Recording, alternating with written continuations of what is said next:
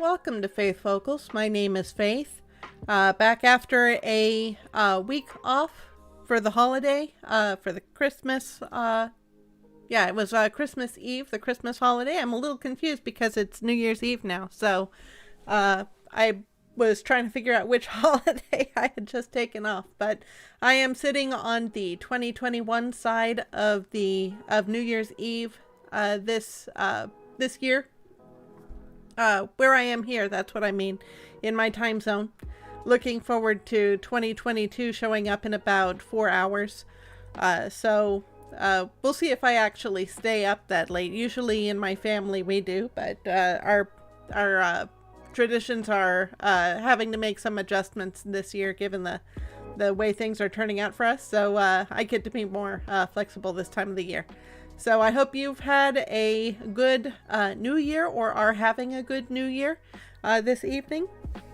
I hope that your 2022 turns out to be a great year.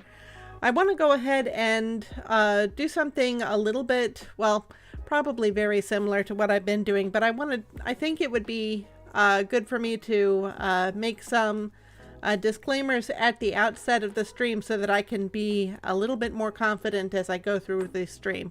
So just like any YouTuber, I say a lot of things that sound like expert language that really are couched in my own opinion. So disclaimer number one, the motto that I kind of have for this channel is let's talk about truth. So my interest is the truth and is in speaking the truth. I bring what I believe to be the truth to the channel, and my goal is to be as truthful as possible. However, the best way that I have to understand that truth is through my interpretation. In other words, my perspective. In other words, my opinion. So I'm doing my best to speak the truth as I understand it. However, what I say on this channel is opinion, just like any good YouTuber. So bear that in mind. The Bible that I refer to very often in these streams, we're going to be continuing this series on the Bible that I've been doing. That I take to be true, especially the first pennings of the Bible in ancient history when God gave it to the prophets and inspired the pen men who he selected in order to write down the Bible. That I take to be true. However, you're going to get it filtered through my interpretation. So just to be clear about that, I think it would be beneficial to the channel for me to do less caveating, to speak with confidence where I can.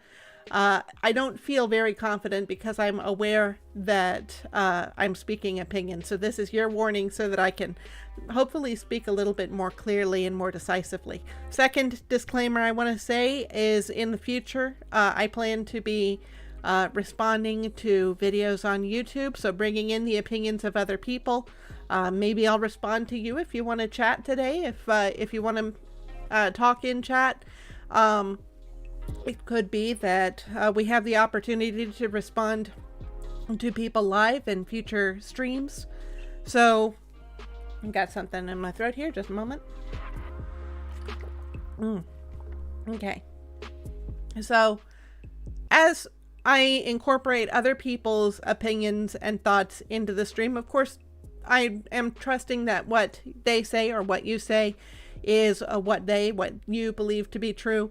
However, I'm just going to disclaim that the opinions expressed by others on this channel are not necessarily my opinions. And I mentioned this the last time I streamed. I was a bit concerned because on the one hand, my primary goal, what I would really like to do, I don't know if I'd call it my first priority, but one of the things that I'd really like to do on the channel is to be able to have a back and forth with people of differing beliefs and to get to know, for instance, what you believe that's different from mine from your perspective. I'd like to be able to express your belief as well as you do, where you could say, yeah, if I needed to rely on Faith to defend my belief for me, then I could trust her to do that exactly as I would. And so I'm just saying that would be that would be wonderful for me to learn someone else's belief, someone else's different ways of thinking that well. However, I'm also saying that I would not then turn and accept that belief necessarily. I still have the right to my own beliefs. And since I want to present other people's beliefs here, I think it's important that we recognize this is a discussion about truth. I hold what I understand to be the truth, and what other people understand to be the truth may not necessarily be the same thing as I understand. So in time, I think those are two disclaimers that I'm going to want to keep on the channel, maybe find some more concise way of presenting them here. But want to get it started off on that note. And maybe that'll free me up to deal with some of the issues that I had talked about before, like engaging with other people's beliefs or bringing in media like talking about movies or video games that I may disagree with but want to engage with those ideas. Some of the YouTube videos I might respond to, so I think those would be better for the channel in the long run.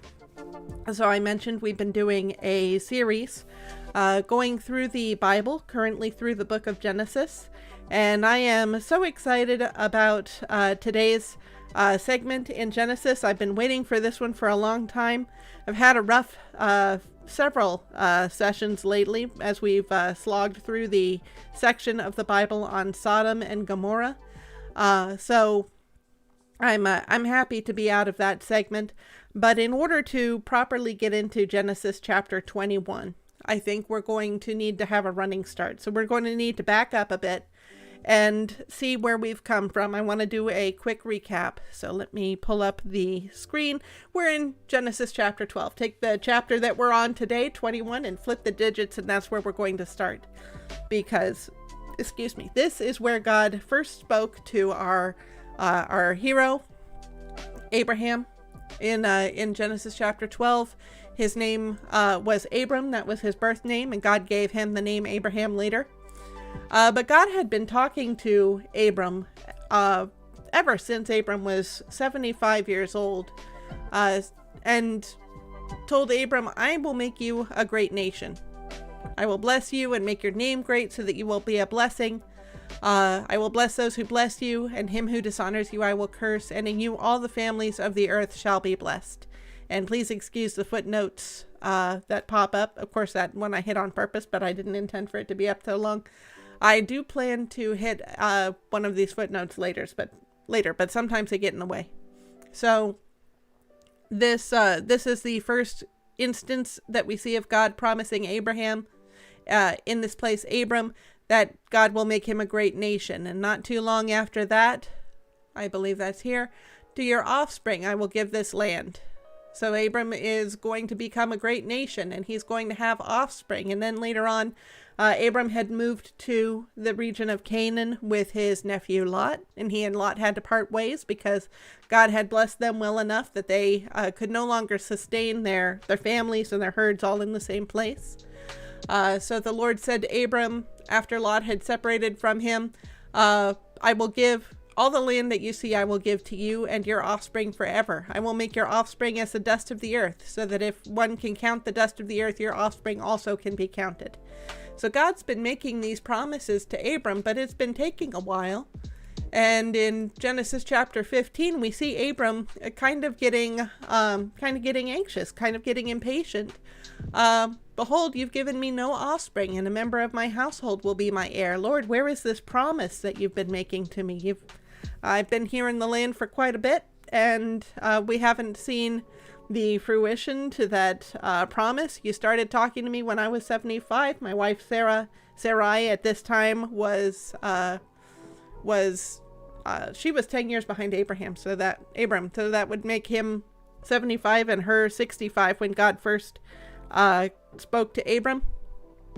And she doesn't have a lot of time yet by normal standards. I think back then people lived to be about 200 years old. So she may have had longer to have children than the average woman our age, but in our current time. But she, certainly by the time that that we get to Genesis 21, all expectation of her having a child was gone.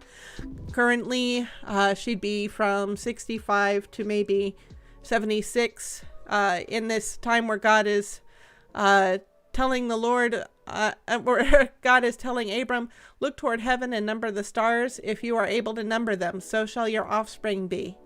So God is doubling down. No, I'm going to give you offspring. I'm going to give you offspring. Know for certain that your offspring will be sojourners in a land that is not theirs, and will be servants there.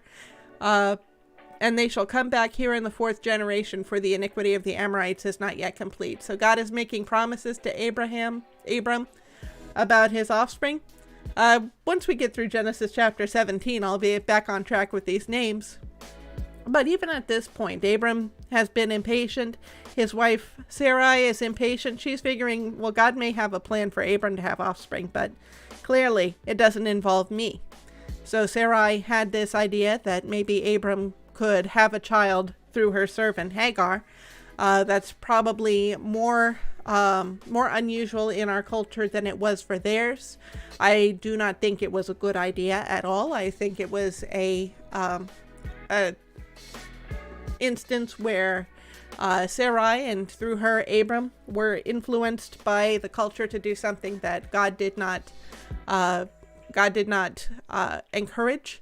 And I say that because Abram did wind up having a son through Hagar. His son's name was Ishmael. But then 13 years later, so when Ishmael was born, Abram was 86. Sarai would have been 76.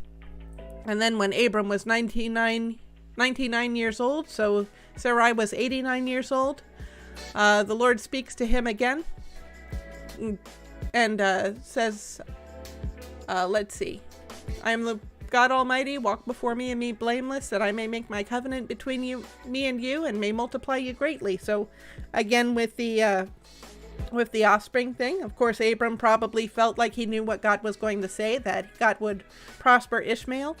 But as God continued the conversation with Abram, God said, let's see, where is it?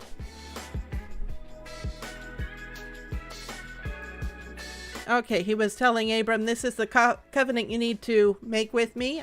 My part of it is going to be giving you the offspring, making you the nation, the multitude of nations that I promised to make you. I will make you into nations, and kings shall come from you. Your part is to keep this rite of circumcision that the Hebrew people is known for to this day. That if you're of Israel, a descendant of Abraham who intends to be part of the covenant of Abraham, then you will be circumcised. And God, after that, said to Abram, as for Sarai, your wife, that is an unintended footnote. As for Sarai, your wife, you shall not call her name Sarai, but Sarah shall be her name.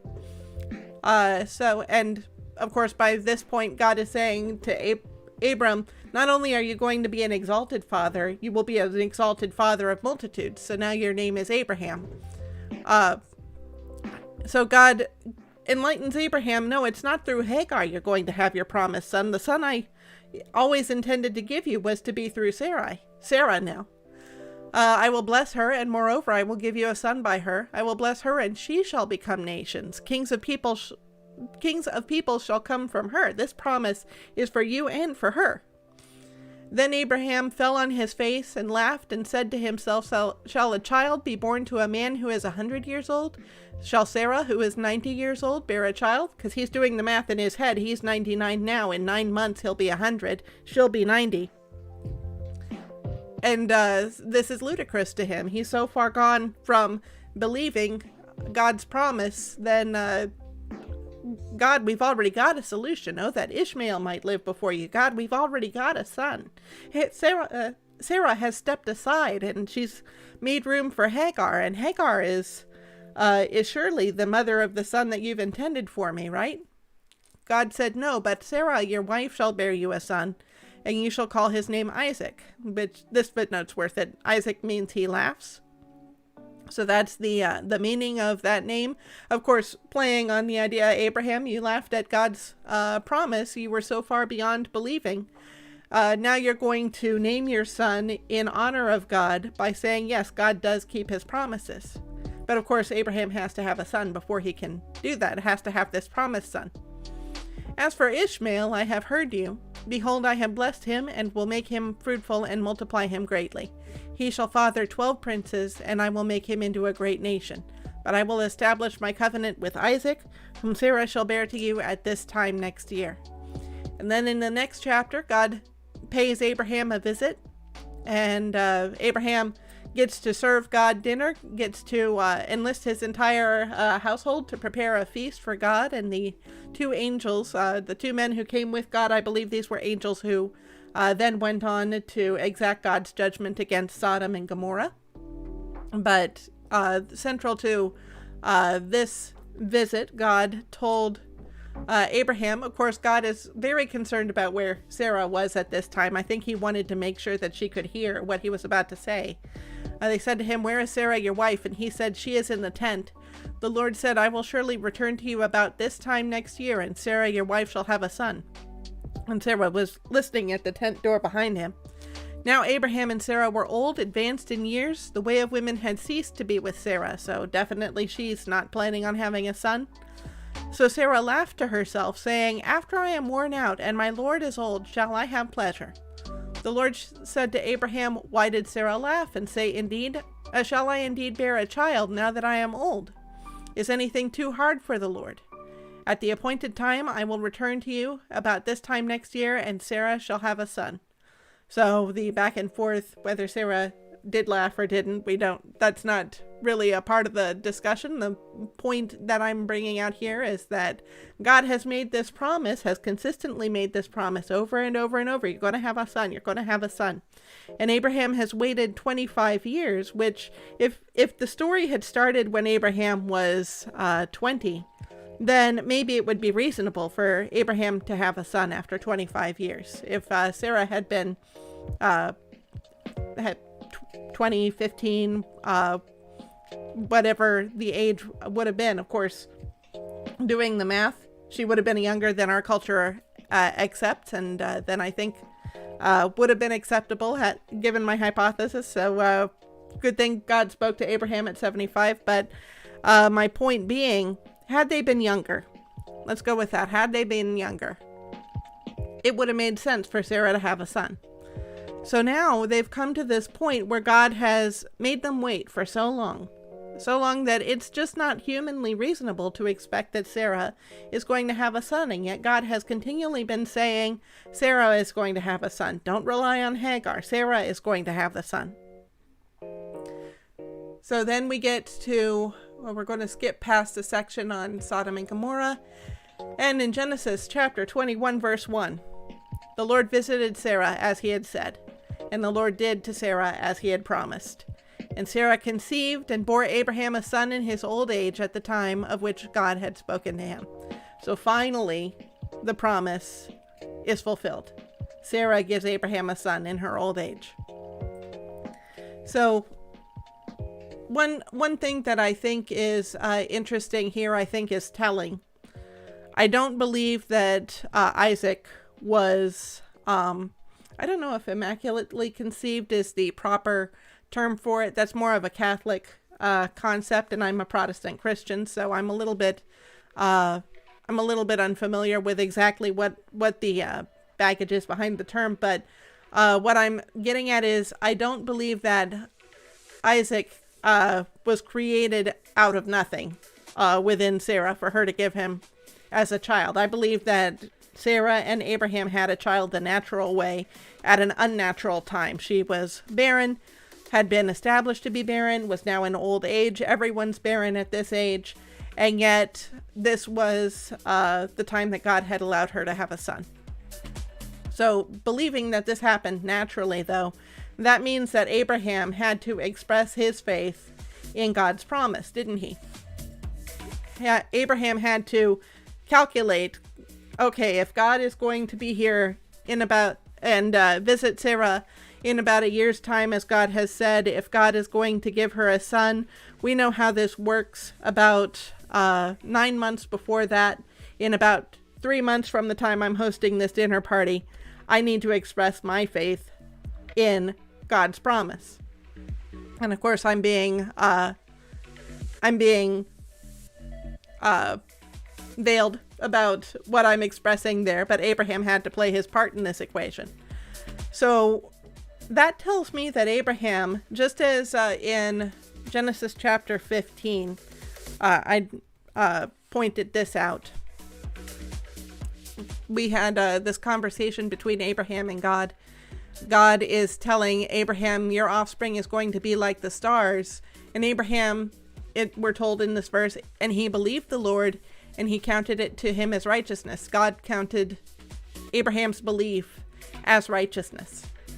But then Abraham says, Lord God, how am I to know that I shall possess this promise that you've given me, this land that my children are supposed to inherit? If I have no children, then my place in this land is worthless. I won't possess it. It's really my children who are going to be the mark of my possessing this land.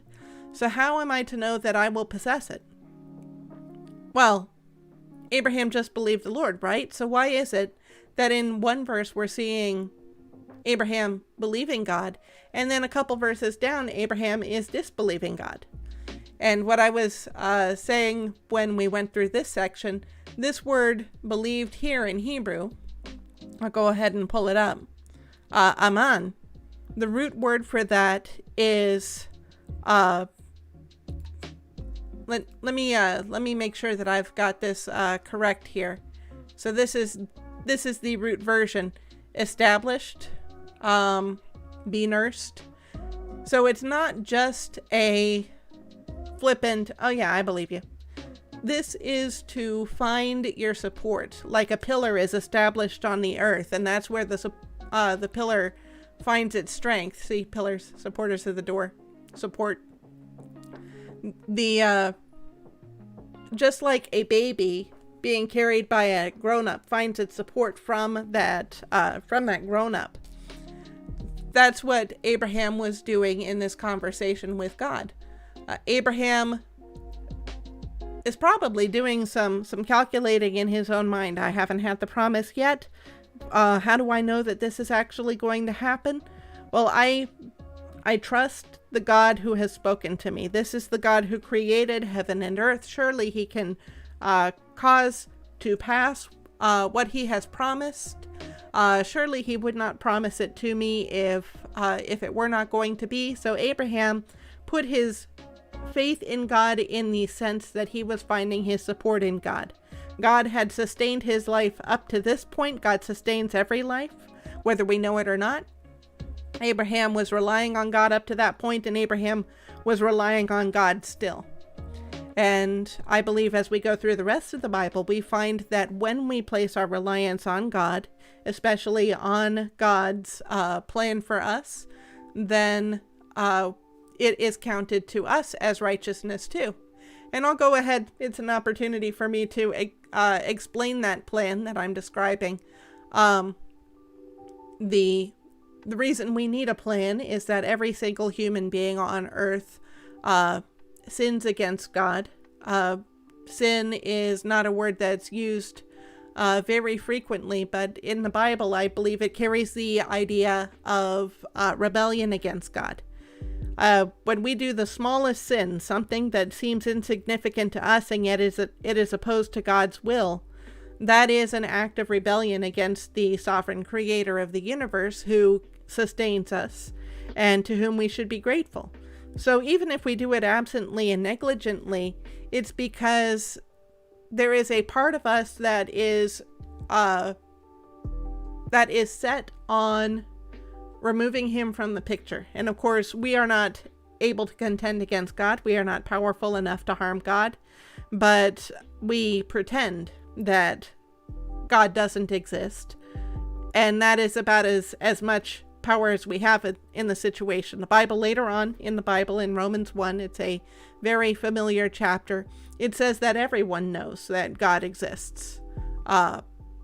let me go ahead and see if I can track that down, get it the way that the Bible expresses it.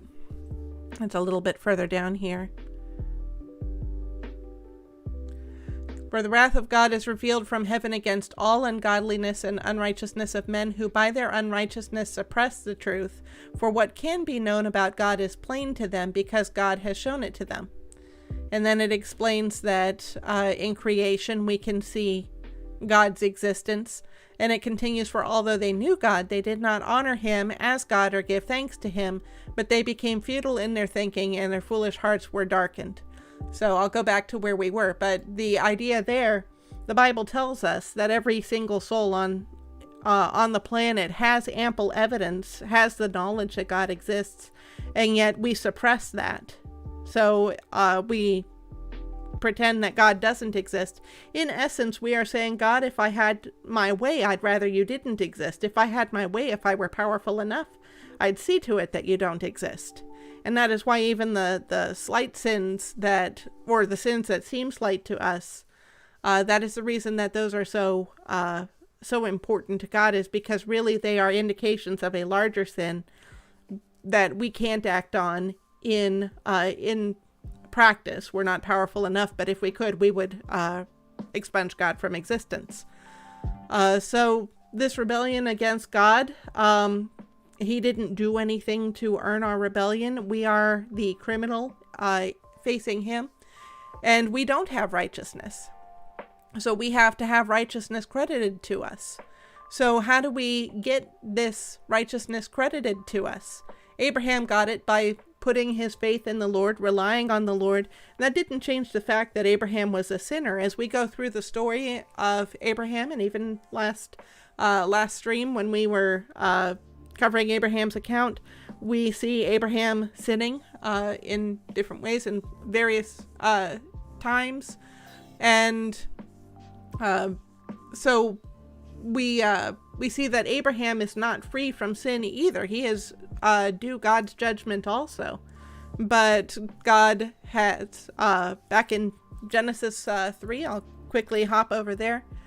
We already passed this place where when Adam and Eve first rebelled against God, committed the first sin against God, God gave them a promise.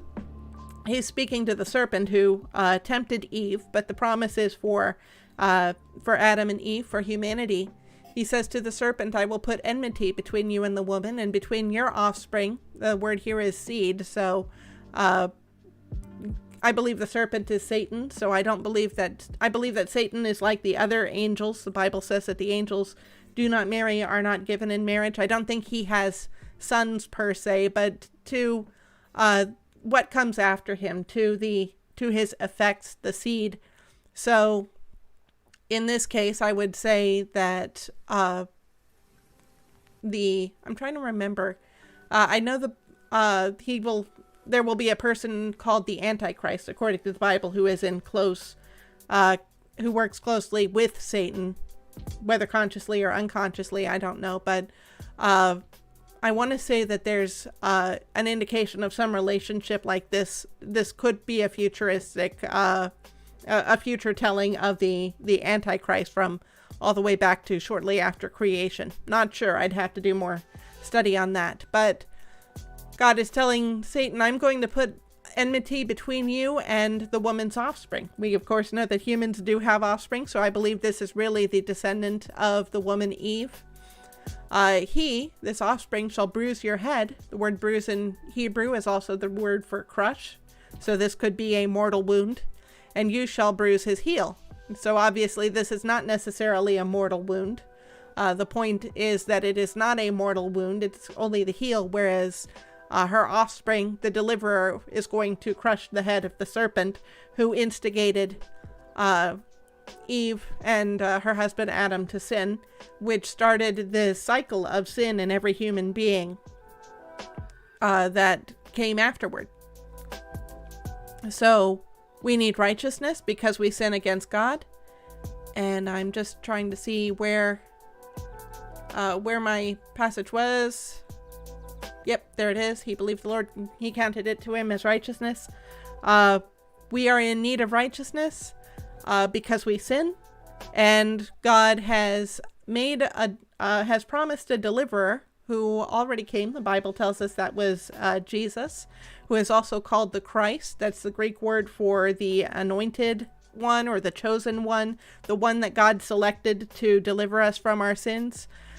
Jesus, by taking our sin on himself, even though he committed no sin, he took our sin on him by dying a criminal's death. He did not deserve death because he was not a sinner. And so 3 days later, he rose again from the grave. So if we put our faith in him, just like Abraham relied on the Lord, said, because of who the Lord is, I trust that what he says is true. I believe that he has good intended for me. I'm going to rely on him, even though it sounds unusual that I should have offspring, even though I think this time Abraham was around 86 years old, between 75 and 86. So Abraham believed the Lord, and we also, if we put our faith in God and in God's plan, in the Son of God, Jesus, who died for our sin, then we get this righteousness counted to us. Even though we don't have our own, Jesus grants us his righteousness. And all of this is explained in the book of Romans, which is a longer process than I want to take looking into that. But certainly if you want to read the book of Romans on your own time, you can. And if you don't have access to the Bible, but you do have access to the internet because you're watching this stream, I recommend you go to the website blueletterbible.org. That's the one I'm on now. I like to bring up this site to recommend it, even though I'm not sponsored, not in any kind of business relationship with them. I think they just offer a great tool. Like, as you've seen, you can dig down into the words and see what the word would mean in Hebrew, which maybe gives you a little bit of the color of the original language, I hope. For instance, that idea of the word belief there kind of carries a different tone to it than the word believe that we use to translate it into. So we're back in Genesis 21. So God did as he had promised for Sarah. Of course, Abraham had played his part in that, but this is a God thing. Abraham, it's been very clear through this account that Sarah simply could not give Abraham a son naturally. So this is a supernatural event. And Abraham continues to express his faith in God by recognizing the supernaturality of this event. Abraham called the name of his son who was born to him, who Sarah bore to him, Isaac. So again, he's following what God has told him, that Isaac is the son that God has promised. This is the son of the promise. Ishmael is not the son of the promise. God said the son of the promise would be named Isaac, and this is that son. Which also that just crosses my mind. God was very specific. Abraham was able to identify exactly the son that God had promised to him, which, okay, seems like a no-brainer, right? Because obviously Sarah wasn't going to bear more sons. This is the only son Sarah's going to bear, and God told them to name him Isaac. Duh. But the reason it's significant to me is because God also made another promise, the one that we saw in Genesis chapter 3. God promised Eve a son, not a direct son, offspring, descendant, and that son was going to be the deliverer. And so how do we know who this son is? For one thing, the deliverer that God has chosen, the deliverer that God has promised, the son of the promise, is going to be one who crushes the serpent's head, or the offspring of the serpent, the progeny of the serpent, the effect of the serpent, whatever that may be. Come to think of it, the serpent encouraged Eve to sin, so sin would be the effect of the serpent. That sin leads to death. The Bible tells us that death is in the world because of sin, so death would be the effect of the serpent. So these are all the things that are going to be crushed by this promised deliverer. The deliverer would crush the serpent's head, and yet the serpent would not crush the deliverer's head. the serpent would crush the deliverer's heel, which means that this was this chosen person, this son of the promise that God had made in Genesis 3, was someone who the serpent hadn't defeated. And anyone who sins has already been defeated by the serpent, because the Bible tells us the wages of sin is death. That's also in Romans. I recommend you look up Romans when you get a chance. So the Bible tells us that the wages of sin is death. So everyone who sins dies.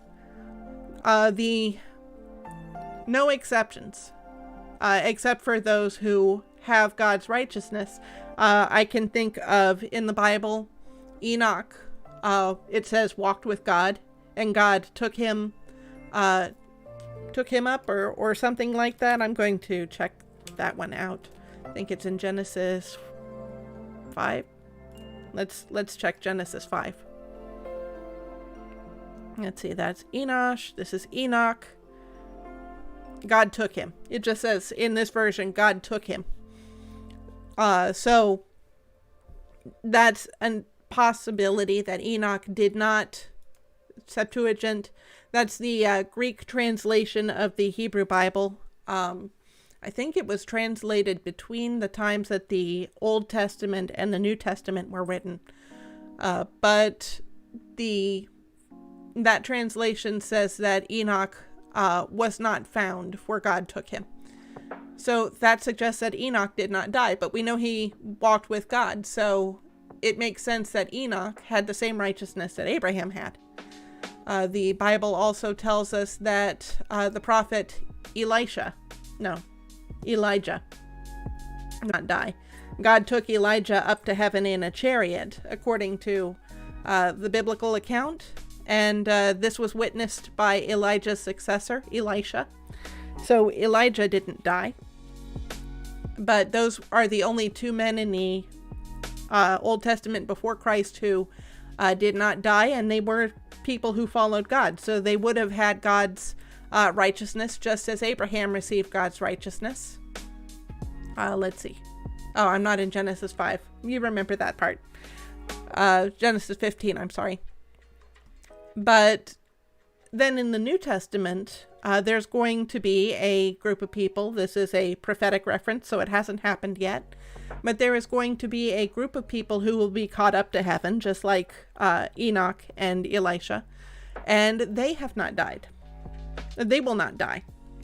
Those are the Christians who are, the word used for them is raptured. The idea is are caught up to heaven, taken up to heaven.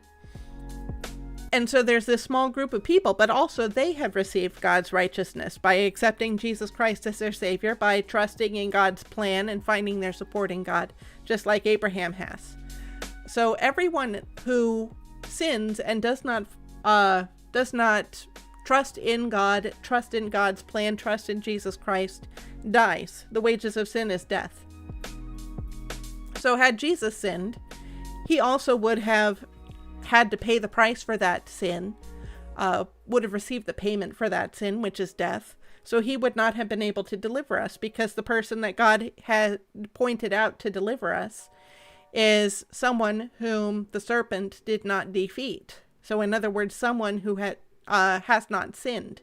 So that is, I think that's pretty clear, especially at the time when where in Genesis 3, where Adam and Eve are freshly acquainted with sin and its effects. God has told them, if you eat of the fruit of this tree, which would be disobedience, then you will die.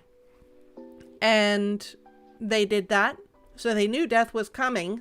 God was merciful and didn't inflict it then. I believe he would have been right to, but he chose to give them the opportunity to live and to bear children. And so the human race continues to live, although we suffer and we die because of the effects of sin in the world. But they were also promised this deliverer who could not be a sinner. And so even from Genesis 3, there is a single individual that humanity is told to look for. And I think Adam and Eve probably would have realized he can't be a sinner like we are.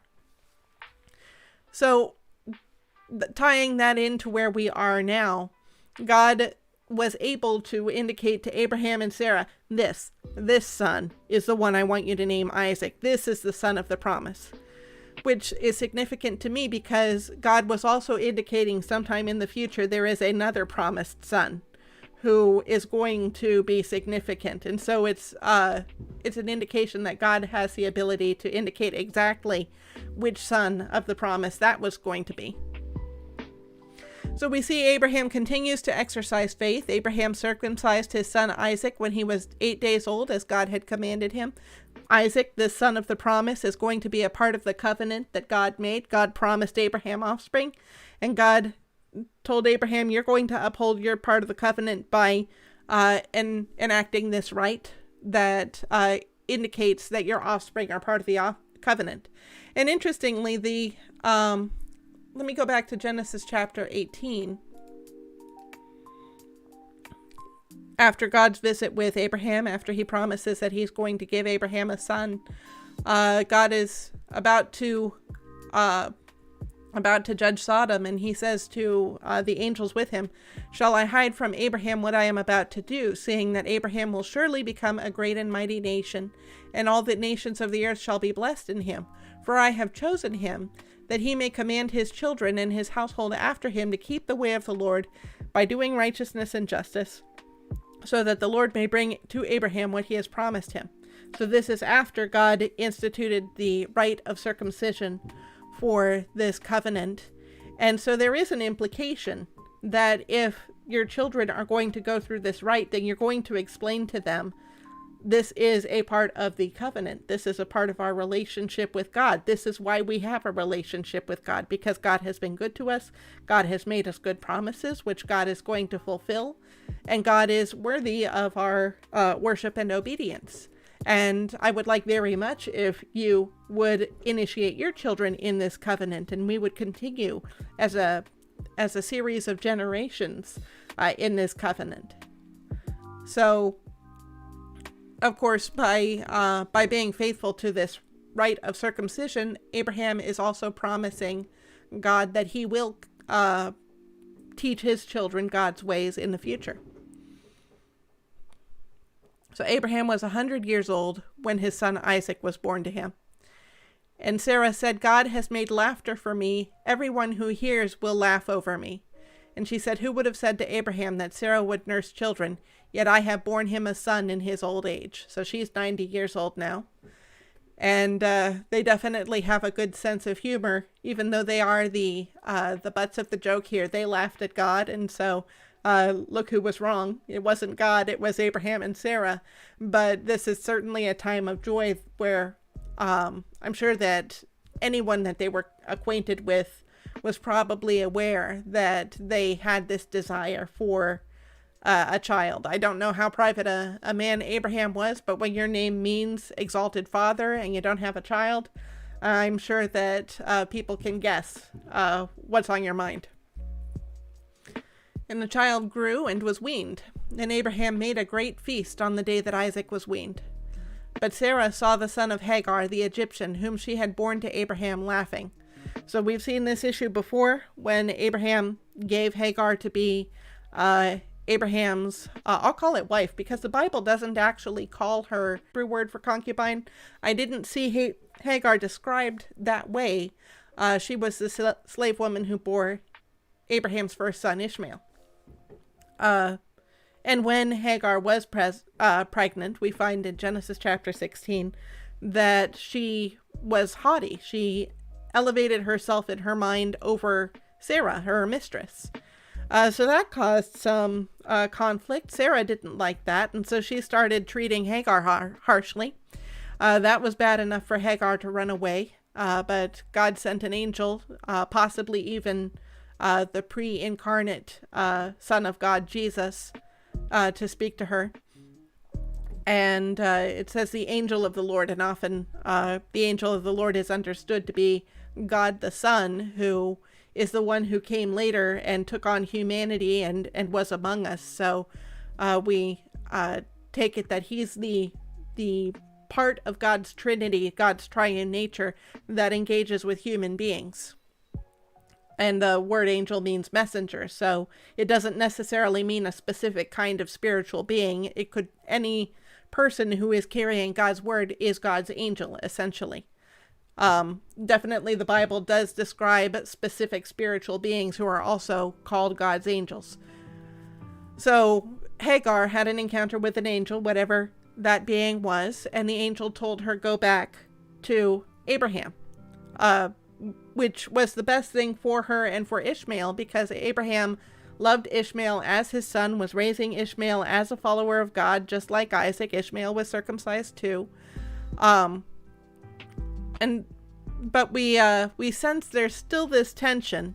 It says that the son of Hagar the Egyptian, so the son would be Ishmael, was laughing, and possibly laughing in mockery. So they're giving it some wiggle with this word possibly, but we sense this tension. She sees him laughing. She's reading into, possibly justly, what the source of that laughter would be. So she said to Abraham, cast out this slave woman with her son, for the son of this slave woman shall not be heir with my son Isaac. And I wonder if she was thinking along the lines of the culture too. In that culture, usually the firstborn son had the double inheritance. I think that was called the birthright. And so she's not willing to have Isaac compete with this son of the other woman, who is also a slave woman. So would have been some cultural status applied there. And the thing was very displeasing to Abraham on account of his son. This is Ishmael. This is Abraham's first son. Ishmael is at least 13, probably 14, could be older years by now, 14 or 15. And Abraham has been raising him all this time, has been showing him his love all this time as Abraham's firstborn son. Abraham asked God to bless Ishmael when God was telling him that he would have his son Isaac by Sarah. But God said to Abraham, be not displeased because of the boy and because of your slave woman. Whatever Sarah says to you, do as she tells you, for through Isaac shall your offspring be named. So I saw something earlier that I wanted to bring out now, and this word displeased or displeasing here. Let's go ahead and check that out. The matter distressed Abraham greatly. So ra'ah. So I don't know if you've seen any of the previous streams when I was talking about Sodom and Gomorrah, but if you have, maybe you've seen this word before, ra'ah. The evildoer, hurt wickedly, to be bad, be evil, to be displeasing, to be injurious, to be wicked. So let's look at some examples of verses here. Here are the ones that we were looking at, and the thing was very displeasing to Abraham on account of his son. Be not displeased, so it's using the same word ra'ah, because of the boy and because of your slave woman. But when God was judging Sodom and Gomorrah, these are the words of Lot here. Lot was trying to protect the angels who came into Sodom and Gomorrah. And he's saying, I beg you, my brothers, do not act so wickedly. This word wickedly would be the same word, ra'ah. Let's see. I believe in this one, it's the word worse. Let me double check that here. That they said, stand aside. Furthermore, they said, this one came in as an alien and already he is acting like a judge now. We will treat you worse. So I guess this is the one word here. I don't know enough of Hebrew to see why they have it twice in this case, but they're using the same word. You tell us not to act wickedly, we will act wickedly. So I wanted to check one thing. Oh, I keep doing this. I choose the wrong button, but this actually lands me in the proper place. It says the outcry against Sodom and Gomorrah is great and their sin is very grave. Actually, let me see if I can find something else here. Because the angels, I think, speak to Sodom and they may use a closer word. So I just want to see if we are about to destroy this place because the outcry against its people has been so great against the Lord, and the Lord has sent us to destroy it. Okay, so that is actually not the way that I expected it. Let me go back to Genesis 18. There we go. Please forgive the digression.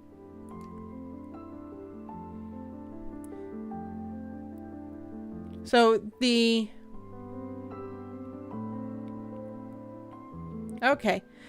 this word that may seem similar. I don't think it's the same. I think that's a different word. When I was looking at why God was judging Sodom and Gomorrah, I was trying to sort out this outcry. I think I know what it was. Genesis chapter 13. A little further on this digression, and then I'll head back. So the men of Sodom were wicked. So the Bible does use this word wicked here. Let's see what the word in Hebrew were, ra. So that it would have been. So this was a version of ra'ah. So that's what I'm familiar with. Interestingly, in Abraham's case, and I'm going to hit the back button several times to get to where we ought to be. In Abraham's case, he's seeing God doing something that's someone may see that and say, okay, so Abraham is counting wickedness against God, isn't it? That would be a wrong understanding of the word. If I just wanted to check and see if I'm okay. So that would be more of a thing that someone who's translating the Hebrew might have to grapple with. I just thought it was interesting that this word for the wickedness of Sodom is the word for the displeasure of Abraham. And I was wondering to myself, what is it that connects these two? Why is it that we see Ra spoken of in Sodom and we connect it with this displeasure to Abraham? What is the similarity there? And I think it's the idea, the word wrong, our English word wrong, I think it carries that idea. When we look at something and we recognize it is not as it should be. The word wrong has, in English, it has association with the word wry, like a wry smile, a twisted smile. That's the idea behind it. It's twisted. It's not straight. It's twisted. And so Abraham has a certain standard for how he would like to see things go, but God is saying, this is not the standard that I had planned. Through Isaac shall your offspring be named. Ishmael was not my original promise to you, was not my plan. Abraham had followed the advice of Sarah. She was coming up with her own plan. Certainly God used that. God does have a plan for Ishmael, as we'll see. And I will make a nation of the son of the slave woman also, because he is your offspring. So God is saying, the promise comes through Isaac. That was the plan all along. I will not abandon your son Ishmael, because as God had told Abraham earlier, in honor of Abraham, God was going to bless Ishmael. So Abraham rose early in the morning and took bread and a skin of water and gave it to Hagar, putting it on her shoulder along with the child, and sent her away. So I just want to make it clear, I don't know about the bread, but the skin of water, I've seen examples of water skins made today.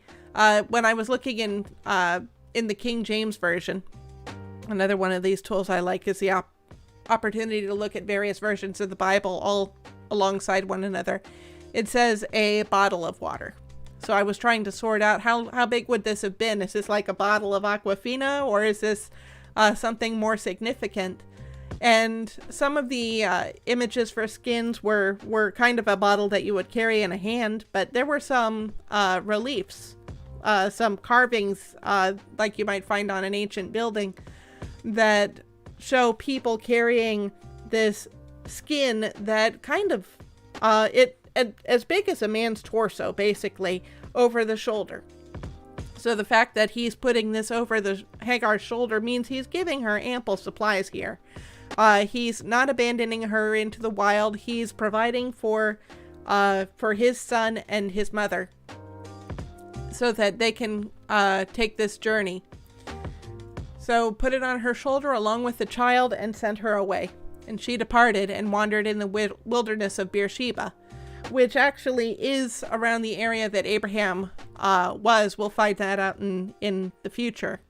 In fact, I think next stream maybe we'll hit that segment. But she's gone and started wandering in this region. When the water in the skin was gone, she put the child under one of the bushes. Then she went and sat down opposite him a good way off, about the distance of a bowshot, for she said, "Let me not on the death of the child." And as she sat opposite him, she lifted up her voice and wept. And God heard the voice of the boy, and the angel of God called to Hagar from heaven and said to her, "What troubles you, Hagar? Fear not, for God has heard the voice of the boy where he is." So I think that's interesting. She's crying, certainly, but God is also listening to the boy, to the child, to Ishmael, who we see examples of God listening to grown-ups, but I think this passage also is showing us God's heart, where he's listening to the child also. He's not giving preference to, say, to the adults, but the cry of the child has also reached him and moved him. So she's beyond her means at this point, has no way to supply him. But God is here to take care of it. Up, lift the boy and hold him fast with your hand, for I will make him into a great nation. Then God opened her eyes, and she saw a well of water. And she went and filled the skin with water and gave the boy a drink. I'm just curious here, going to see what the other verses indicate. So they all have this language. I think I've always understood that God created this well of water. So this is a case. I saw a video from someone who has left Christianity, and it was explaining why he left Christianity. And I got the sense in this video that I saw, I plan to respond to it in the future, but he had a lot of, I think, fair points, a lot of good points that I want to address. So I want to take some time to study up on some of the things he said, and to maybe use opportunity to respond to other videos to prepare for when I'll respond to that one. But I get the sense that some of the issues he had with Christianity were along these lines, where you get a certain image in your mind of how things work. And then when that image is no longer realistic, you don't account that maybe I interpreted it wrong. You say, well, the Bible must be wrong. So if I were to say that God must have created a spring fresh for her, then evidence came out later in the future that no, that spring had been there since long before the time of Abraham, then that might be evidence against the Bible. But looking at this verse, that's not what it teaches. So I'm using that as an example since we're here. I don't know that anyone makes an argument that this verse is evidence against the truth of the Bible. There are other verses that get used that way, because someone's interpretation of the verse is different than what the verse actually teaches. So since I was mistaken about what the verse actually teaches, I'm using that as an example. And don't know the actual circumstances here. I think it is significant that God allowed her to stop at just the place where there would be a spring. Could be that he did create the spring. Well, what we see is that she opened her eyes and saw a well of water. And she went and filled the skin with water and gave the boy a drink. And God was with the boy, and he grew up. He lived in the wilderness and became an expert with the bow. He lived in the wilderness of Paran, and his mother took a wife for him from the land of Egypt, which of course was her homeland.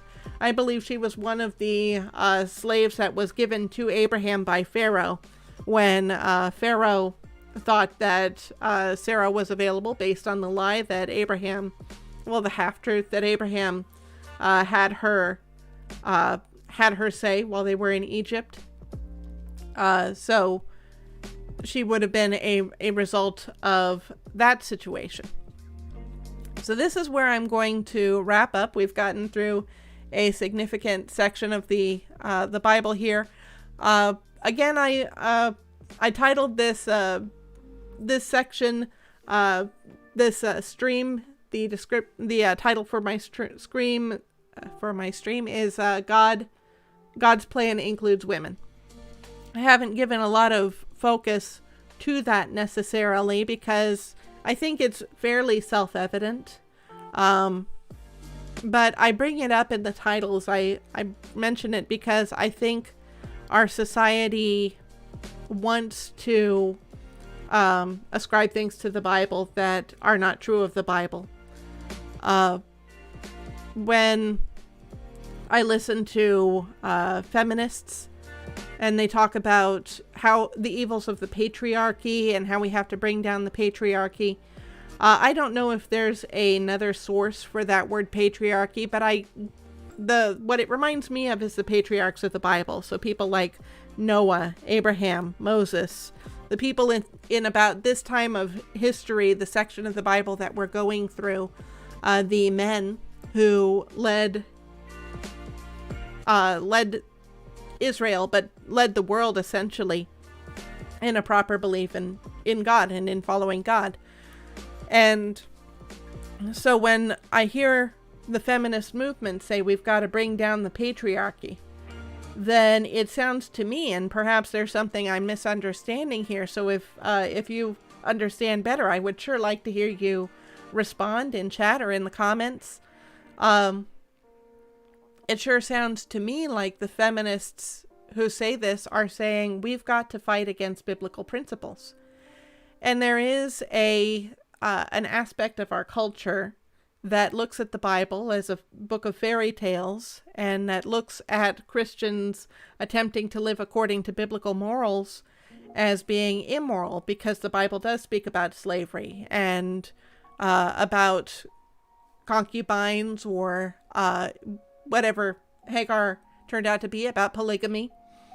And so the society has said, how can you call that moral? How can you claim the Bible teaches that one man should be married to one woman, or teaches that people are equal to one another when you see these accounts? And I think a very accurate and good response is that we see people who are living in according to their own plans, according to their own sin. Sarah makes a plan that is not what God has planned, and Abraham and Sarah follow along with that. I think since we're done with the passage, I'll go ahead and move to full screen here. So we see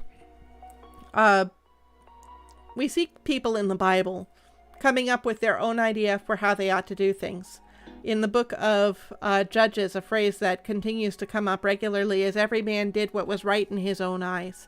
And the book of Judges is a very dark book where we see a lot of oppression, not just from the nations around Israel oppressing this new nation that's trying to take root in the land that God has given Israel, but we also see the people of Israel oppressing one another in that book. There's not a lot of wholesomeness. I'll use the word that has been becoming prevalent these days.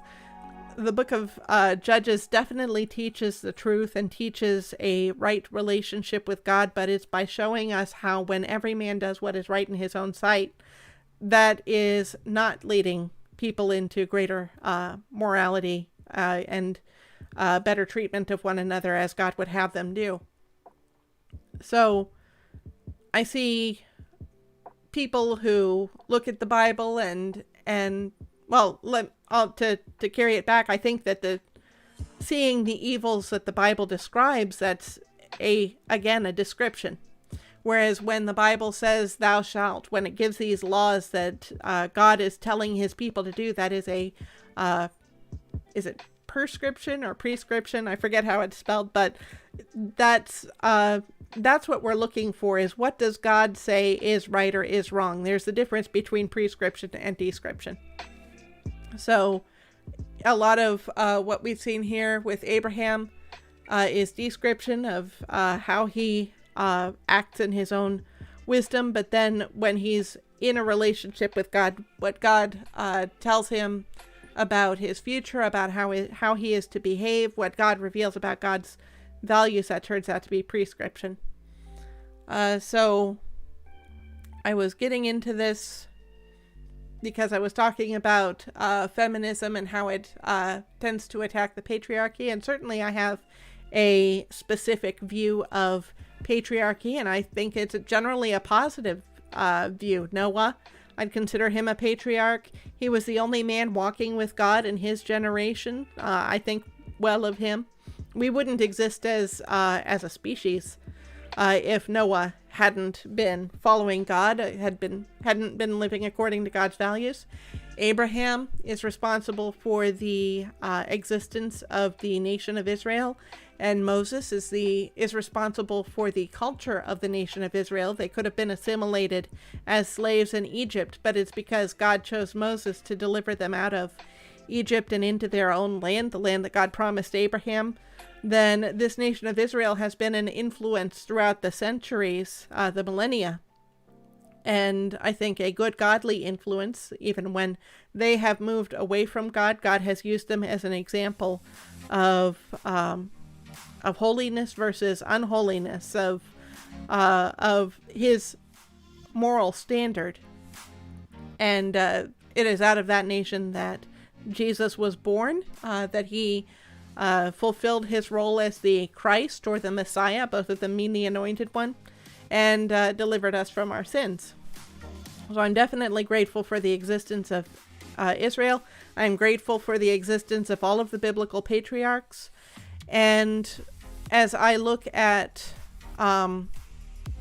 the effects of trying to resist patriarchy as a concept, then I question the morality that comes out of that, because it certainly doesn't line up with biblical morality. As we get into Exodus, Leviticus, Numbers, Deuteronomy, these books that establish the law of Israel, I think that will definitely be clear.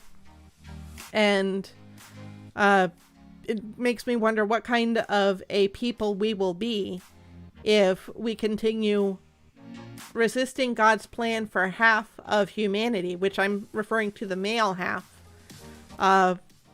If we are insisting that there are aspects of male nature which God has given to mankind as opposed to womankind, that we as a society call toxic,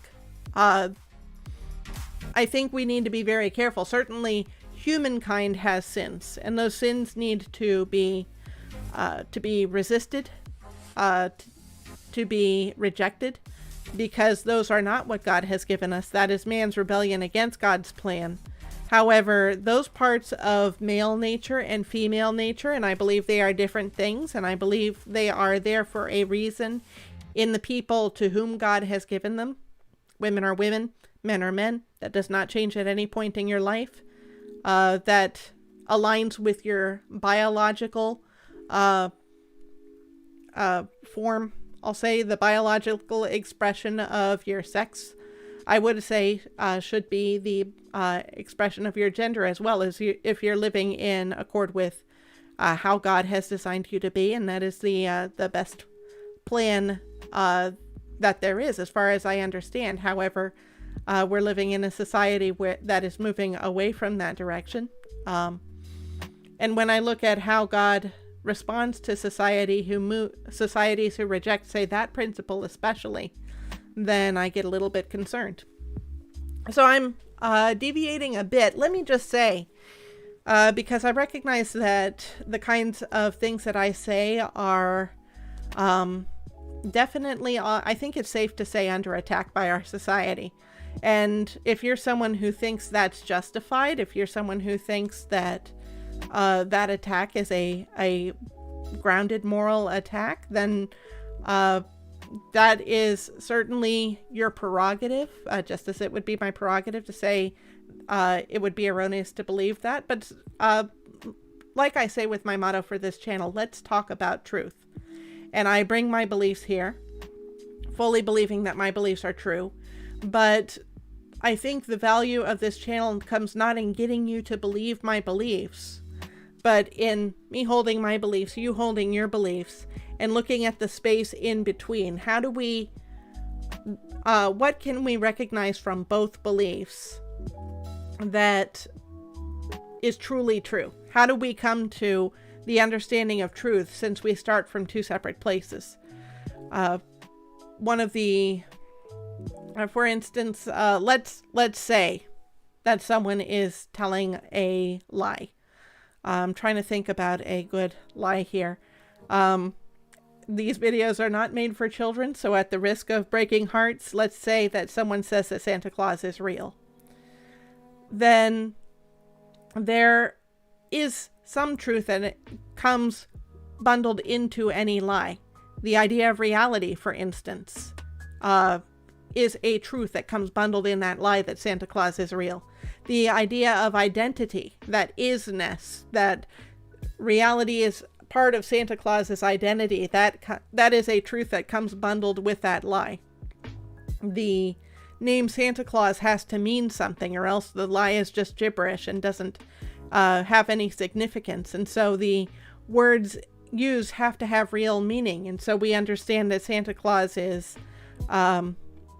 truly a fictional character, and a jolly old elf who delivers Christmas presents on Christmas Day according to the fictional account. For someone to say, actually, that account is not fictional, that's the lie. However, it is true that such an account exists. And so that's where I'm saying, okay, even if we believe two different things, even if we don't know who has the lie, I think it can be instructive to say, where do we agree? Because there's possibly truth there, unless we're both mistaken, unless we're both believing a lie. That is a possibility. And where do we disagree? Because where we disagree, that would be where we find the lie. That would be where, if we can identify that disagreement, it's like the blade of a knife that's cleaving, say, a piece of meat or something. The meat is very close to the edge of that blade. And if that meat is truth, that's what I'm referring to here. Okay, so I did write that I was going to play Minecraft today. So I will go ahead and get that set up. We can prevent the next song playing. There we go. Got it started. Got it finished. Actually, I don't think I used the background music on Minecraft, so we'll continue the music. Minecraft has this nice ambiance to it. I've got the screen up for me. Let's get the screen up for you. There we go. So I don't remember if anything has happened in Minecraft since I got into a scuff with the pigmen in the nether. I've got iron. I think I did have to craft some iron. Got plenty of that, so good. But I need to find, I'll tell you what, maybe I'll carry that in case I need to build another portal. I need to get some good netherite tools. And what I was doing, I believe, I did do some mining, like bed mining or something. I've got some more iron there. Let's go ahead and take that so we can smelt it if necessary. I'm thinking maybe I'll go over to Amethyst Base. I haven't really gone there lately. Okay. And I think I've got enough. I'll go to Amethyst Base and break into the overworld from there. That should be around the Mesa biome. We'll just explore, see if we can get beyond the 1.17 terrain. Have I got coal? I've got plenty of coal for now. See if we can get into the 1.18 terrain. and then see if that helps us to get any of the resources we need, since we're able to dig down lower. There was I did have a software crash. Just before starting this game, I had Minecraft running. Why is it so black? Okay. It's just one of those glitches that has been common lately. There we go. Okay. And I think I go to the nether mine that I have, netherite mine that I've been at. I don't have gold boots. Did I leave some here? No. I'm gonna have to fix that before I am discovered by pigmen. Actually, piglins, isn't it? Maybe I'll have to change the description. That is not the way you do it. You gotta smelt them. So, I'm going to need a furnace where I'm going, so I'll go ahead and make one. And hopefully there wasn't anything in the chest. No, that's fine. Just in case I need that. That'll probably get burned up. Let's have 4 of these, which is 2 planks and a couple sticks. Let's do the small ones first. Ones that burn faster. And I'm trying to check my brain in case I've lost track, because I tend to lose track when I am playing computer games. I was talking about going to the nether mine, and I think that's how we get to the amethyst mine. To the amethyst base, I should say. So, 1 more piece of gold. I probably should cook up the last one, but I'll just leave it, and if I get any other gold, then it'll merge nicely. We won't have to create a new stack just for that, for any new gold. Since we're going to the mesa anyway.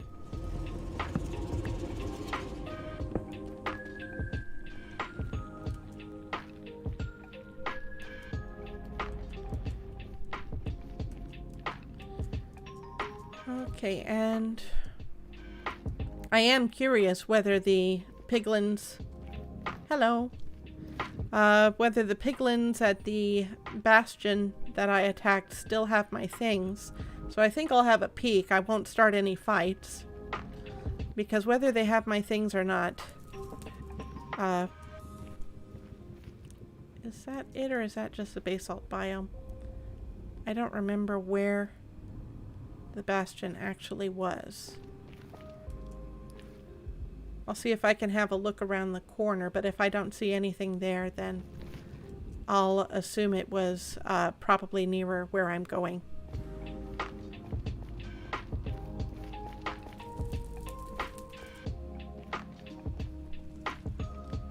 Okay, no bastion here, just basalt biome. Which makes sense, because that's where my portal that I just came in through was in basalt biome.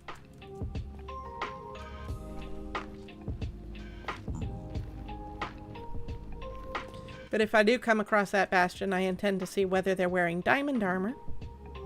And then I will look on in jealousy for a moment, and then we'll get on to business.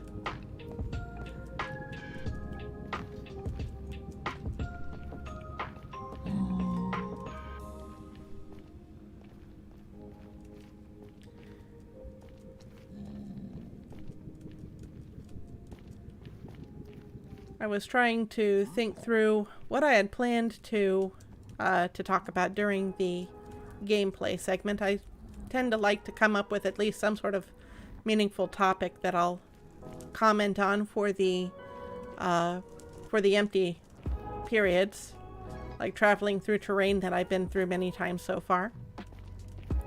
And I think I've already kind of addressed this when I was giving my disclaimers earlier, that I've been thinking about the need to be a little bit more assertive about how I present what I say, and often my hindsight is not 20/20. I think I believe I tend to misremember how things were. I believe I tend to remember less charitably than reality how I've communicated. But I do think that I try to be cautious about what I say. I want to be speaking the truth, and so I might have a lot of hedging that is unnecessary. I saw a video from a YouTube creator that I appreciate. His name is Eric Wen, so last name W-E-N. And if you've seen my older streams, let's see, I don't think I can get where I'm going from up top. I think I have to go down to the ground level. It's so long between streams that I lose track of navigating in the nether here. But if you've seen my if you've seen my older streams, then you may have seen the one where I comment on Myers-Briggs personality types. I really appreciate the Myers-Briggs model. I don't know if it's accurate or not. I'm still trying to figure it out. In that video, in that stream, I made some claims about my own personality type. Oh, did it despawn? Can I go on? Excellent. So, I've made some claims about my own personality type, but I am less sure of my personality type now than I was then.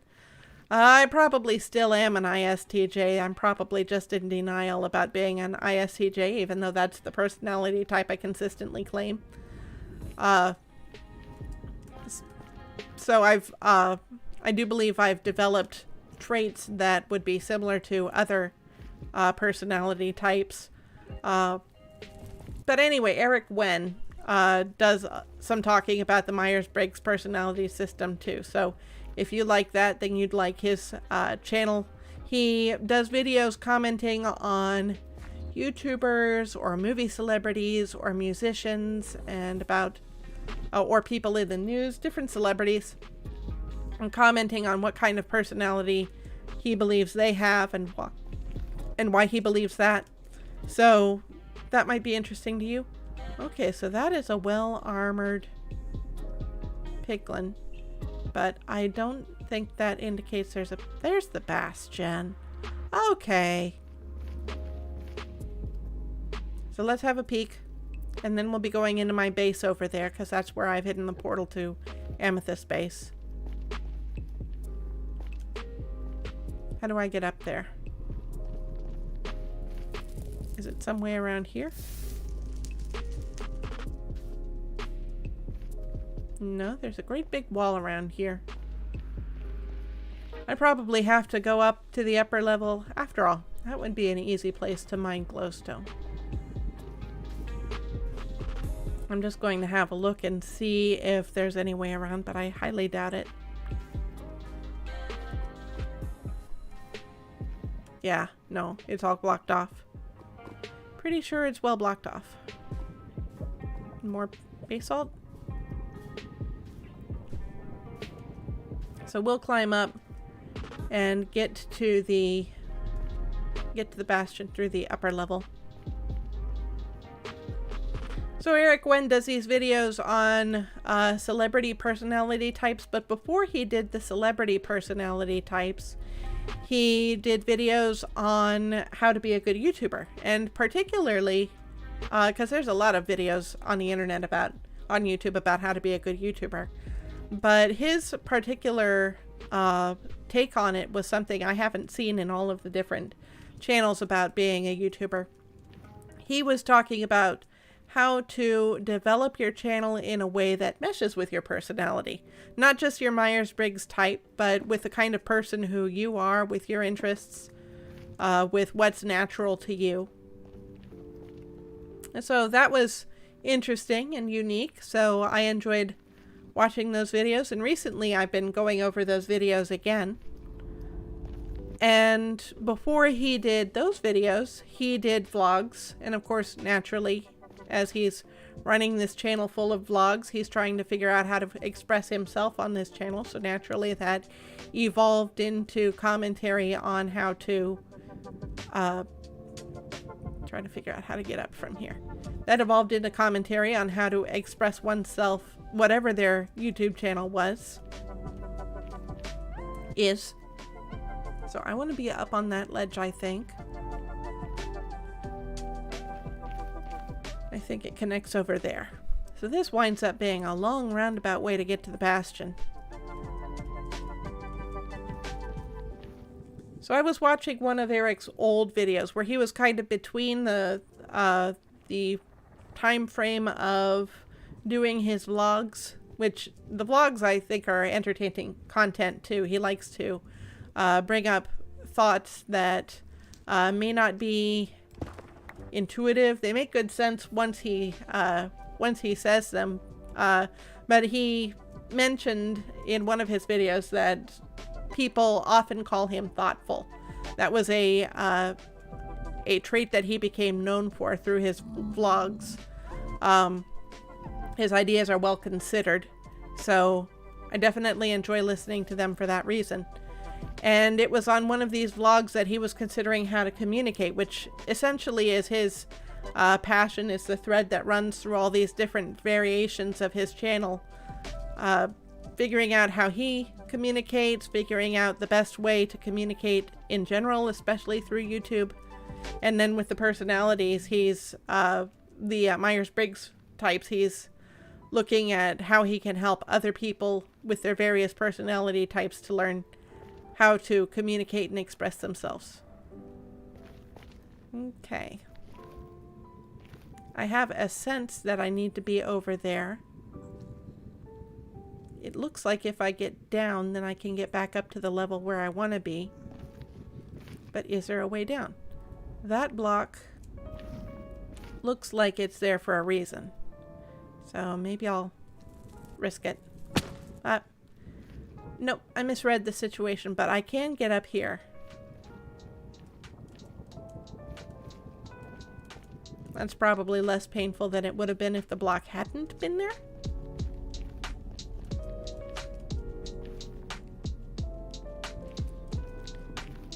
So let's see. He was talking about why there is another creator who is able to make shorter videos and communicate thoughtfully than Eric Wen was. He was kind of analyzing it to take away ideas to use on his channel in the future.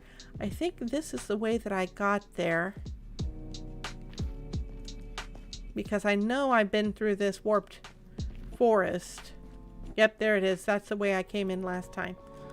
So I'm just looking for a speck of blue, diamond blue, and if I see it, I'll be satisfied and I'll head back away.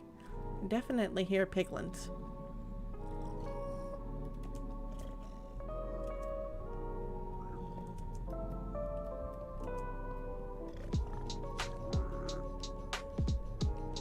They're hiding in the middle.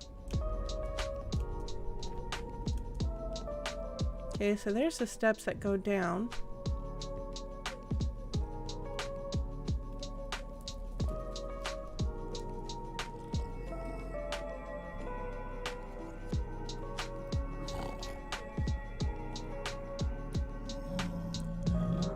Hearing them, not seeing them. And a little scared to stay in one spot.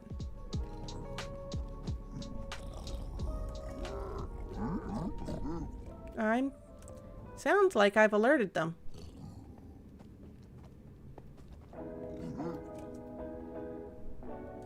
And by the way, if you have any issues with the audio in this game, let me know. There he is, and he's wearing diamond, and I'm gone. So at least my items are safe. I'll let him guard them until I am ready to fight him for them. So I'm satisfied. I definitely feel better knowing that he's got that diamond armor than thinking that it disappears because I've closed the game since that interaction. Okay, so this I think it leads me to a dead end down there. Oh, I heard a ghast. Oh. I am so glad that Enderman didn't see me looking at him. I've been here before.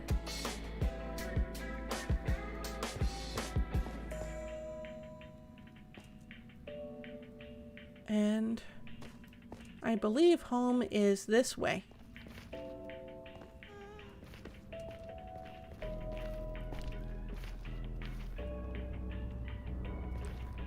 Okay.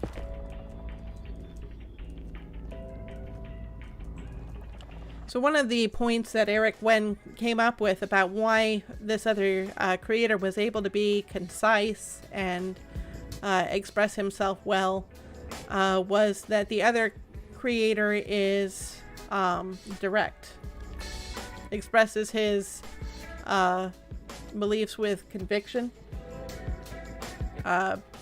assumes that what he's saying is true.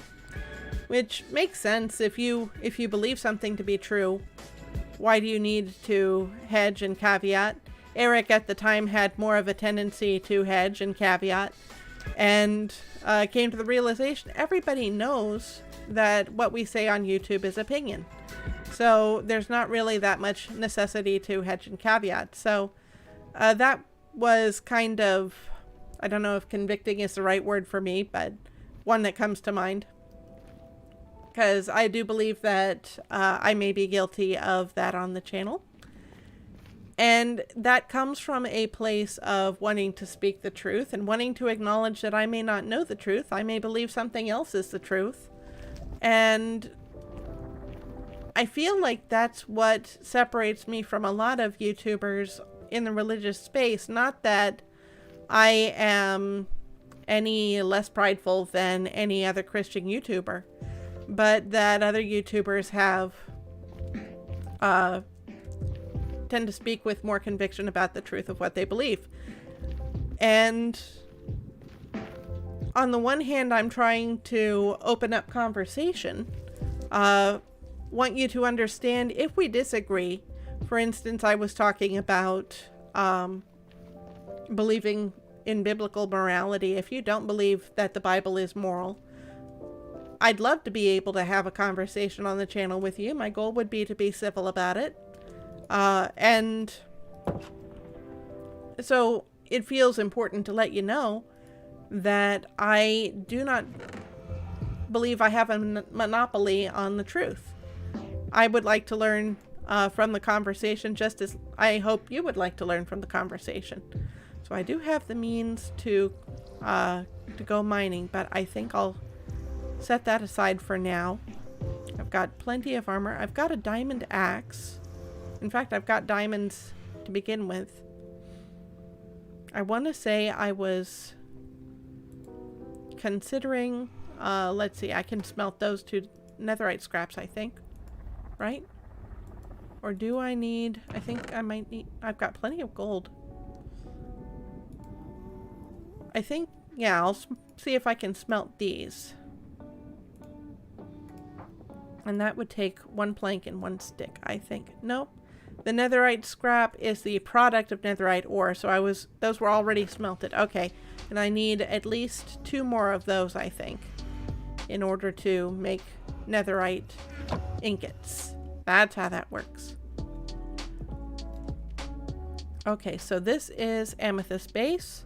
We'll just wander around and see if we can find way further down.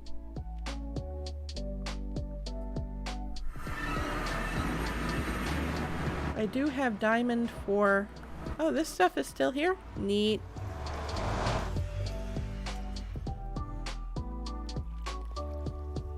And since we're near... Let's see. Since we're near a mine shaft, I think we already have a good cavern system here, but this should not be the 1.17. See, this lava would... Ooh, diamond? And what's that? That's a glow squid? Well, definitely I don't want to pass up the diamond back there. Let me see if there's a way to get around to it.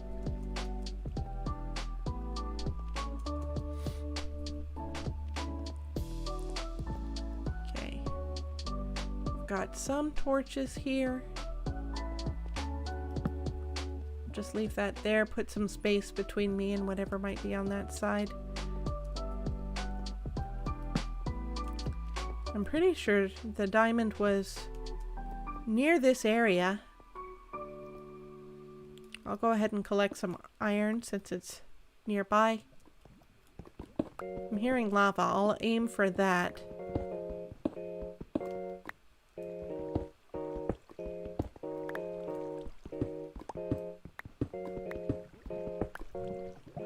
There's coal here. I feel like coal likes to be near lava. Sure enough.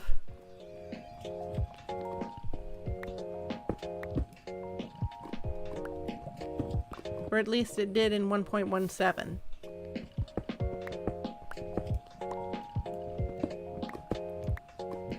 And I gotta be careful that I don't fall in there and lose lots of precious stuff. Okay. I'm gonna have to build my own terrain here.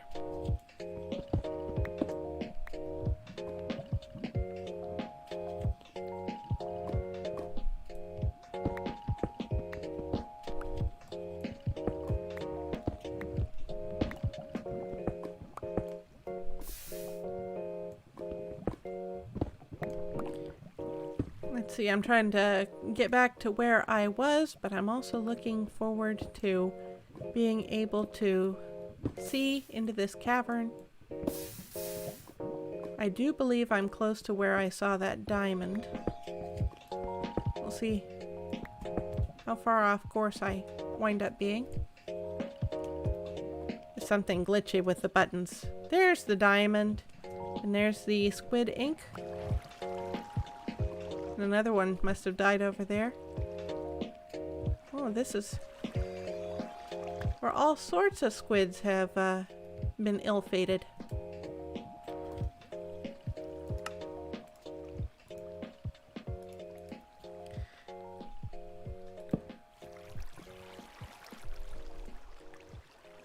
So on the one hand, I've wanted to kind of create an atmosphere where we could have a conversation if, say, you're in the position of thinking differently than I do. On the other hand, I'm a little bit concerned that maybe my eagerness to be humble comes from a place of pride. I'm different than all those other YouTubers, which isn't really genuine, because I think that the people, my fellow Christians who are running their own channels, do come from a good place, and they're not necessarily prideful or haughty about what they believe to be true. I think that when they speak with conviction, it's because they believe that they have the truth, and they recognize, just as I do, that they could be wrong about that. But what's more honest? To hedge when you have the truth, or is that the same amethyst that I saw before? Because I would expect the area to have some lights. There's a creeper. Hi, sees me. And I'm glitching for some reason. Makes me wonder if the game is going to wind up crashing. Okay. Yeah, I've got these glitches going on. Possibly from being underground, is that it? From being pretty low underground?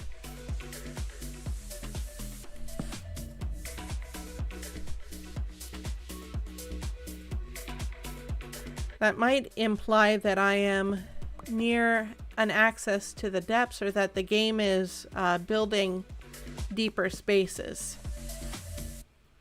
I don't think I've been in this amethyst. I think this is a different one. Because I think the amethyst that I keep referring to about Amethyst Base is closer to the nether portal. I'm not seeing diamond around here.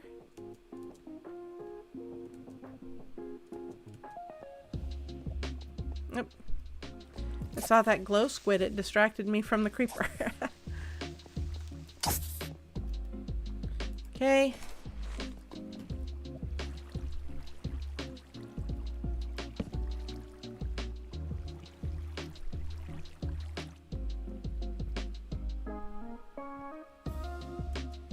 And I think what I'm getting at is on a channel where I talk about talking about truth.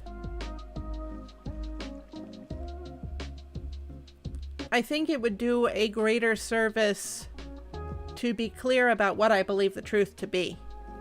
And certainly part of that is that I could be wrong, and you know that because I'm on YouTube, and YouTubers do tend to caveat and to understand this is only my opinion, and to let everyone know this is only my opinion.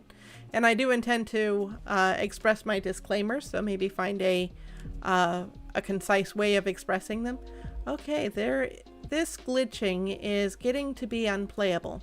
I'm not sure about the reasoning for it, but I am aware that my game did crash before I got started here. So I think what I want to do, if possible, this is going to be dangerous while it's glitching. Maybe I'll try to make a safe path here.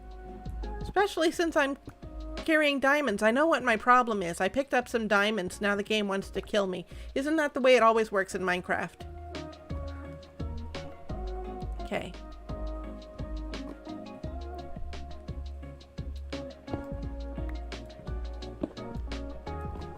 I don't remember exactly how the sentence worked that I had started, but I'm pretty sure I didn't finish. But you get the idea. I know I was talking about the disclaimers, so I want to find a concise way to express those. I think that just kind of gives me the confidence that I need to express myself with confidence on the channel. Obviously, anybody can come into the stream at any time. So, let's see. How far away am I from where I came in? So if you miss the beginning, if you regularly miss the beginning of the stream, then you miss the disclaimers. But since they're always at the beginning of the stream, then you have the chance to hear them, so I get to act as if you did. This jittering is definitely annoying and distracting. Okay, so I'm at a safe place. I think I am capable of finding my way back to where I came in. I remember this area. I don't really want to cross this area again because I am not confident about my ability to navigate. There we go. This is the way.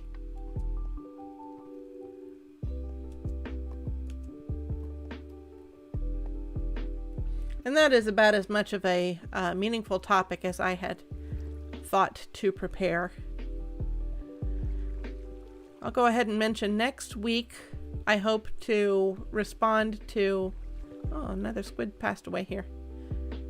Next week I hope to respond to a video that my brother made. He was commenting on his channel. If you're interested in my brother's channel, that is Legacy Studio. I think that's the name of the channel, Legacy Studio. He also has a channel, Draw the number 2 and Much. So Draw Too Much. The Draw Too Much channel, he does caricature art. So if you're interested in that, then I recommend you check it out. The last video I saw from him was from quite a while ago, so I may not be up to date on what all he does there, but definitely it revolves around caricature art. He used to be a caricature at Disney Theme Park. Let's see. Now he lives out in Montana.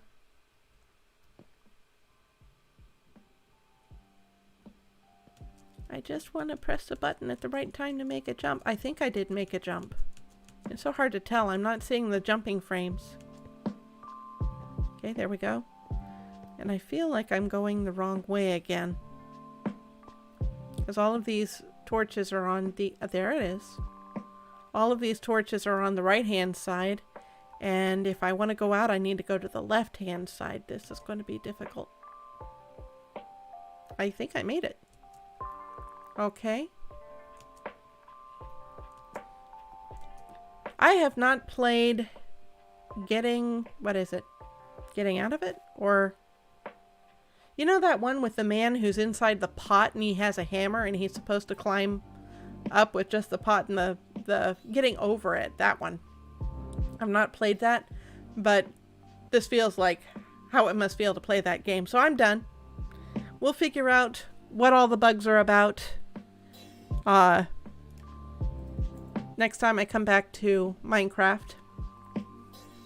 So now that I'm out of the game, I can be a little bit more focused on my communication. I'm going to close a couple windows so they're not distracting me. So yes, I was talking about my brother's channel. Some of his interests, like I said, caricature art. The last video I saw of him doing caricature art on his Draw Too Much channel. He was talking about one of the locals in his area. He was having an interview with this local who had an interesting backstory and was doing some good work in the community, and got to see this person's reaction. It was all the interview was in audio, but you get to hear the person's reaction to seeing the caricature that is being speed drawn on the screen as they're holding this interview, this conversation. So I think that's entertaining. If you like caricature art, you might like the Draw Too Much channel. Some other interests my brother has that he might talk about on his channels are games. So if you like seeing me play games, then definitely you'll probably like his games. The video that I'm responding to is when he tried to play Mirror's Edge. And he didn't get all the way through that one because of the language content, which is why the video was interesting to me. Because you'll hear some of our similarities, and I'll get to explain some more about the background behind the upbringing that is behind our thoughts on the subject. So but he was enjoying that game up until he decided he had to set it down. He plays other games, tends to try to keep things family friendly. So if you enjoy watching gameplay, you might want to go to Legacy Studios, and let's see. He enjoys tech, like especially camera tech, like for a live stream like this, the lights, the cameras, the technology behind it. He's interested in all sorts of things like that. So I think I've seen him do tech on his channel. He recently split up his channels into more of a niched arrangement. For instance, the Draw Too Much caricature channel. So I'm not sure if he is still doing the tech on his Legacy Studios channel, or if he's moved it off to somewhere else. But if you're familiar with YouTube, you probably know how to find the creators' other channels. Is it their About page, or there's probably a tab on their channel page where you get to see other channels that they have associated with them. So I think I'll wrap it up there. Since the game has gotten wonky and difficult to play, we'll call this a night. It's kind of been a little bit more of a relaxed night than past streams where I had to slog through the Sodom and Gomorrah sections or difficult areas of difference in culture between us and the Bible. So I'm grateful for the easy break back to streaming. Sometimes I feel like after I take a holiday, then I'm a little bit rusty at the process of streaming. So that's good. Next stream, we'll still be in Genesis 21. We'll be talking a bit about how Abraham relates to the culture around him, led by King Abimelech of the Philistines. We've already met King Abimelech in the previous stream, so we'll see how things go in the next stream. And then I'll be responding to my brother's video. So no gameplay next stream. I hope you have a good day. God bless you. And play kind. Oh, and by the way, Happy New Year.